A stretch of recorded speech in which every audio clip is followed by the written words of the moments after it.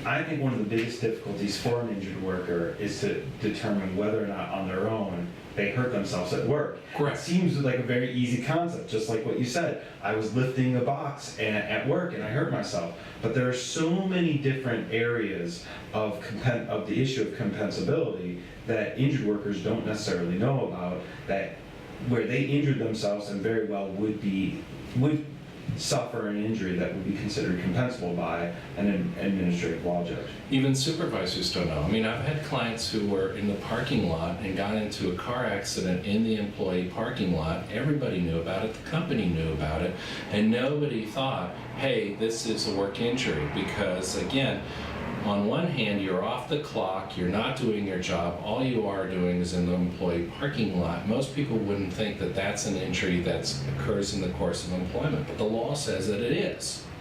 I know of a case where somebody injured themselves in the bathroom. They slipped and fell on some water. Right. You know, they didn't necessarily think they were working at the time. However, that would be a compensable injury. It's covered. And so if your injury has anything to do with work, you should call just to make sure.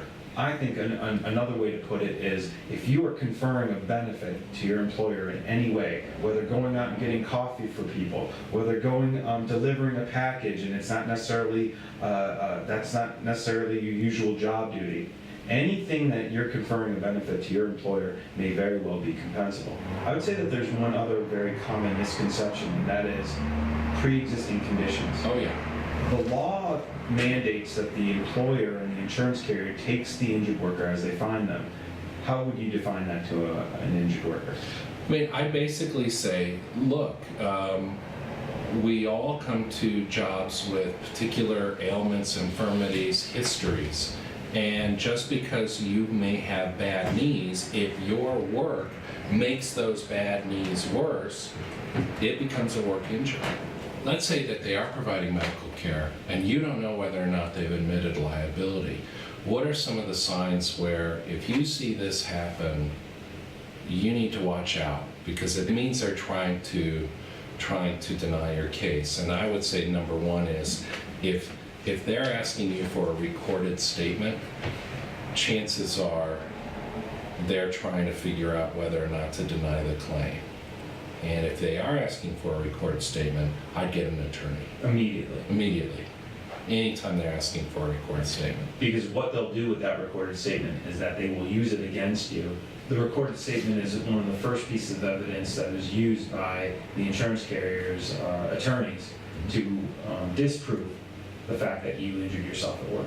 I think if you report the injury and you're not told to go to a doctor, if you're not given a list of doctors to choose from, that's a big red flag that your case is going to get denied. Another sign that the carrier is denying or going to deny the compensability of your case is that if you're off of work for an extended period of time and you're seeing the doctor and they are not paying your wage loss benefits, that is definitely a sign that they have not admitted on your case. Is it something people can handle on their own? Absolutely not. Absolutely not. No. Without an attorney, the carriers will take advantage of you. And I think a lot of injured workers think in their mind, well, they're just thinking about it, so I don't need to get an attorney. They'll come around, you know, and they're just making their decision. And they seem to think that the ball is in the insurance company's court to do something more about the fact that they've denied the case. But that's not right. The ball is in your court. It's going to stay denied unless you do something. Right, you must be proactive. And the other misconception is that, or misperception, is that during the investigation of whether or not you suffered an injury on the job, is that the investigator and the adjuster are friends of yours, that they want to help you in this process. I don't necessarily, my experience is that that's not necessarily the case. And of course, they can always call us for free. Right, absolutely. They can call us for free, run it by us, and we can say whether or not we think it's arguably a work-related injury. Call us for a free consultation.